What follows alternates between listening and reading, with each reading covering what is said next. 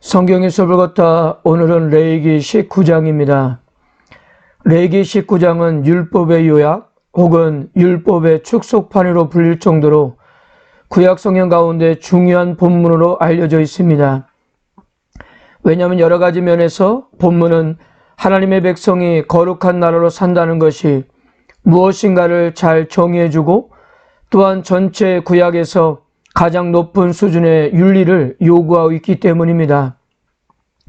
그리고 레위기 19장은 십계명과도 깊은 관계가 있습니다.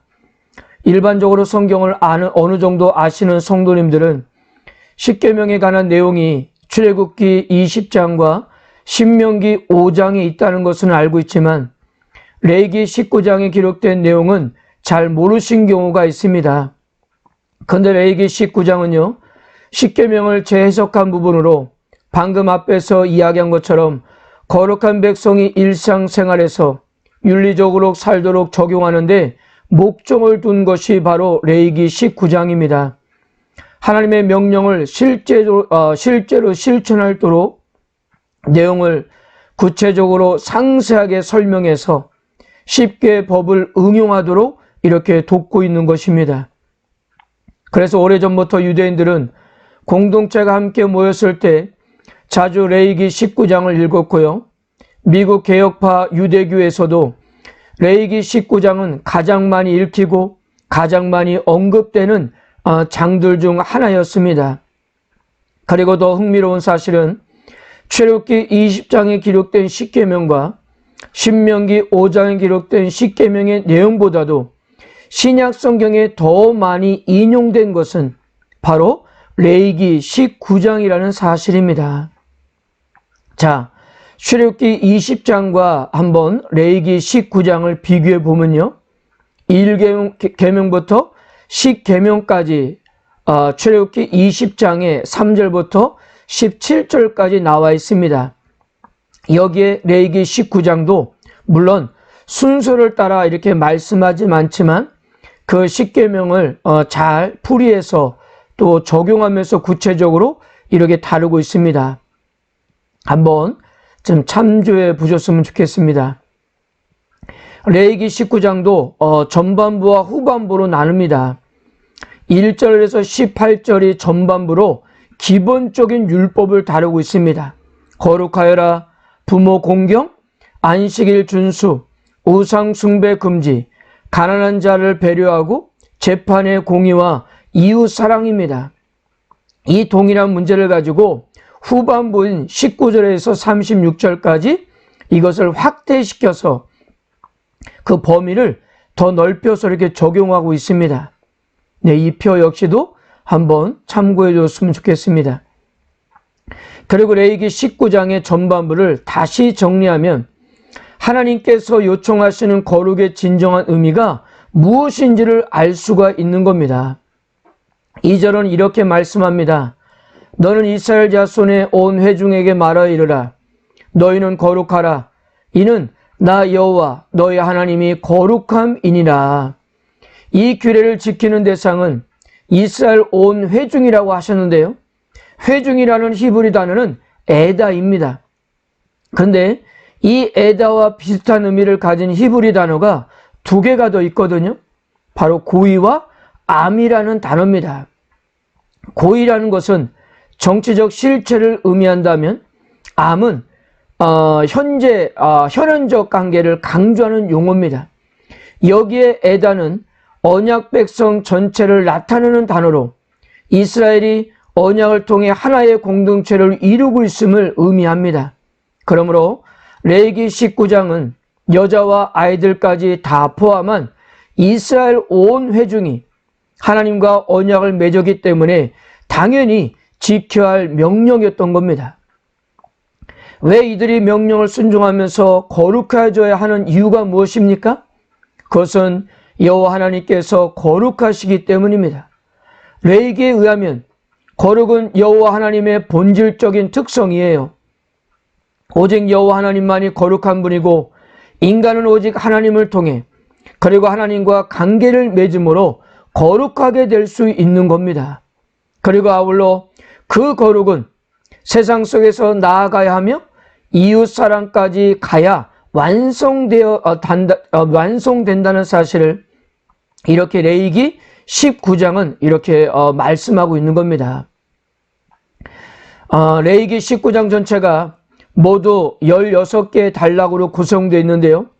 매 단락의 종결 어구는 나는 너희 하나님 여호와이니라 혹은 나는 여호와이니라로 이렇게 되어 있습니다. 그러니까 거룩한 삶은 하나님과의 관계에서만 필요한 것이 아니라 우리의 삶에서 구체적인 부분까지 적용되어야 한다는 겁니다. 이것이 바로 레위기가 보여주는 거룩의 개념인 겁니다. 오늘은 우리가 레위기 전체를 이렇게 매 단락마다 살펴보지 않고 좀 더 생각해 보아야 할 문제만 한번 다뤄보도록 하겠습니다. 이스라엘 백성이 거룩하게 되기 위해서 실천해야 할 첫 번째 과제는 바로 부모를 경외하는 겁니다. 안식일 준수나 우상숭배 금지에 대한 규례보다 부모를 경외하는 것을 제일 앞에다 놓는 것은 그만큼 중요하기 때문입니다. 종교적인 의미를 핑계로 해서 부모 섬기는 일을 게을리하거나 등한시하지 말라는 경고를 담고 있는 겁니다. 기본적으로 부모를 경외하지 않는 사람은 하나님도 이웃도 사랑할 수 없기 때문입니다. 부모를 경외하고 해서 경외한다는 말은 히브리어 단어 야레라는 단어입니다. 존경과 헌신의 표현으로 하나님을 섬기라고 말할 때 사용하는 단어예요. 사람을 대상으로는 사용하지 않는 단어입니다. 이 야레가 사람을 대상으로 사용하는 경우는 레위기 19장이 유일한 겁니다. 다른 곳에서는 다 하나님을 대상으로 이 단어가 사용되어 있기 때문입니다. 그러므로 이것은 무슨 뜻일까요?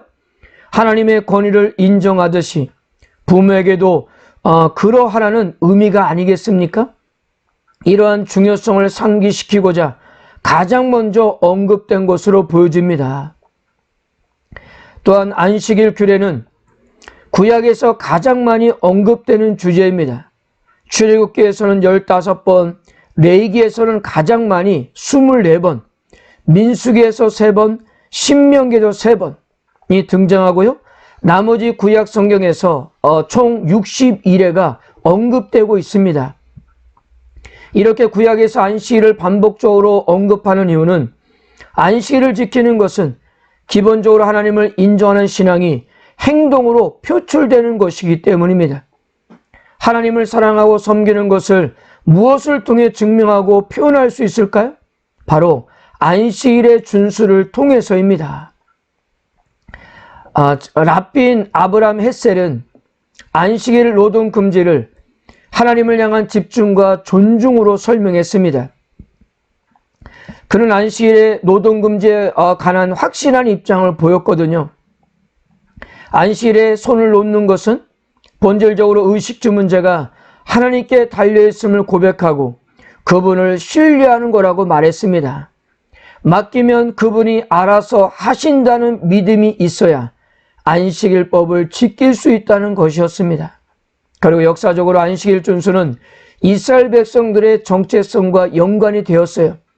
안식일을 준수하는 것이 곧 자신들이 하나님의 백성이라는 사실을 입증한다고 그렇게 생각했던 겁니다. 그래서 역사적으로 안식일을 범하느니 차라리 죽음을 선택한 사람들이 많았던 걸로 보여집니다. 사랑하는 성도 여러분, 유대인들이 안식일을 지키는 이 자세처럼 만약 우리가 주일을 그렇게 지킨다면 어떨까요? 구약 성경에서 안식일만큼이나 자주 언급되는 주제는 바로 우상 숭배입니다. 특히 레위기 관점에서 우상 숭배는 대표적으로 부정한 행동이었습니다. 우상 숭배는 그것을 행하는 백성들과 그들이 거하는 땅을 부정하게 만드는 거였습니다.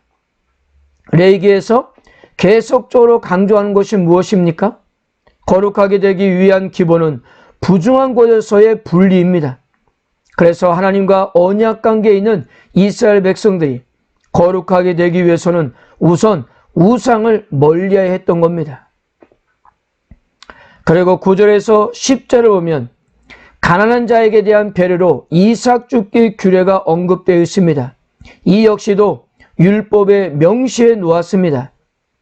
우리가 생각할 때 이삭을 줍는 것이 뭐라고 규례까지 만들었을까라고 생각하겠지만요. 이 이삭 줍기는 고대 이스라엘 사회에서 가난한 사람을 위한 사회보장 제도였기 때문입니다. 농지의 주인이 수확을 해서 그 일부를 가난한 사람에게 나눠줄 수도 있었지만 그렇게 하면 받는 사람의 자존심이 상할 수가 있는 것이었습니다. 이런 이유로 율법은 가난한 자로 하여금 스스로 이삭을 줍는 작은 노력을 기울이도록 했습니다. 이를 통해 가난한 사람도 자신이 한 수고의 대가를 누릴 수 있게 그렇게 하였던 겁니다. 이처럼 성경의 구제 원칙은 도움을 받는 사람의 입장을 최대한 배려하는 것이었고요.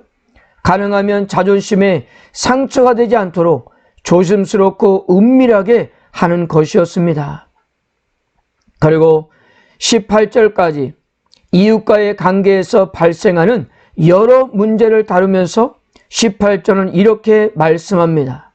내 이웃 사랑하기를 내 자신과 같이 사랑하라. 이스라엘 백성들이 거룩을 실천할 수 있는 방법은 하나님 앞에서 뿐만 아니라 삶의 모든 영역에서 이루어져야 한다는 사실을 이렇게 말씀하는 것입니다. 그리고 19절도 이렇게 말씀합니다. 내 가축을 다른 종류와 교미시키지 말며 내 밭에 두 종자를 섞어 뿌리지 말며 두 재료로 직조한 옷을 입지 말지며. 자, 레위기 관점에서 정하다고 하는 것은 자연스럽고 정상적인 거라고 했고요. 부정한 것은 자연스럽지 않고 비정상적이라고 했습니다. 이런 관점에서 본다면 서로 다른 두 종류를 섞는 행위는 부정할 수밖에 없는 겁니다. 자, 근데 신명기 22장을 보면 여기에 또 다른 이유가 있는 것을 우리는 보게 됩니다. 신명기 22장 9절을 보면 내 포도원에 두 종자를 섞어 뿌리지 말라. 그리하면 내가 뿌린 씨의 열매와 포도원의 소산을 다 빼앗길까 하노라. 이 빼앗긴다는 히브리 동사는 거룩하게 된다는 의미입니다. 자, 우리가 출애굽기를 공부하면서 성막 제조 과정을 이미 살펴보았지 않습니까? 이스라엘 사이에서 서로 다른 두 종류가 섞이는 것이 허용되는 곳은 딱 한 군데가 있었는데요. 바로 성막 안에서만 허용되었습니다. 우리가 이미 살펴본 대로 성막을 덮는 덮개? 여러분, 그곳에는 천사들을 모습을 이렇게 수놓았지 않습니까? 또한 지성소와 성소를 가로막고 있는 휘장 안에도 천사들을 이렇게 수놓았습니다. 또 우리가 아는 것처럼 대제사장이 입고 있는 옷도 여러 가지 종류의 실로 섞어서 만들었어요. 이처럼 섞이는 것은 오직 거룩한 곳에서만 사용이 되었던 겁니다. 그러므로 만약에 곡식과 짐승과 심지어 옷감까지도 섞이게 되면 그것은 거룩한 것이 되어 일반인들이 사용할 수 없고 성전에 들여놓아야만 했다고 합니다. 무엇이든지 섞이게 되면 그것은 거룩해져서 하나님께 속한 것이 되었기 때문이에요. 물론 지금 우리로서는 100% 이해한다는 것은 어렵지만 당시 하나님께서 정하신 법이라고 생각하면 좋을 듯 싶습니다. 거룩한 삶은 제사장의 나라에 속한 사람들이 선택해도 되고 안 해도 되는 옵션이 아니라 필수적으로 요구되는 가치관이고 세계관이었습니다. 내가 거룩한 것처럼 너희도 거룩해야 한다는 레위기 19장 2절 말씀은 예수님의 말씀을 통해 반복되었습니다. 하늘에 계신 너희 아버지의 온전하신 같이 너희도 온전하라. 거룩한 삶이 얼마나 중요한지 히브리서 기자는 거룩함이 없이는 그 누구도 하나님을 볼 수 없다고 했습니다. 모든 사람과 더불어 화평함과 거룩함을 따르라. 이것이 없이는 아무도 주를 보지 못하리라. 그렇다면 우리는 삶의 여러 영역 중 어떤 부분에서 거룩한 삶을 추구해야 할까요? 레위기 19장은 서슴없이 모든 영역에서 거룩해야 한다는 것을 이렇게 우리에게 말씀해 주고 있는 겁니다. 예배에서뿐만 아니라 일터와 일상에서도 하나님의 거룩하심이 우리 삶에 배어 있어야 한다는 거예요.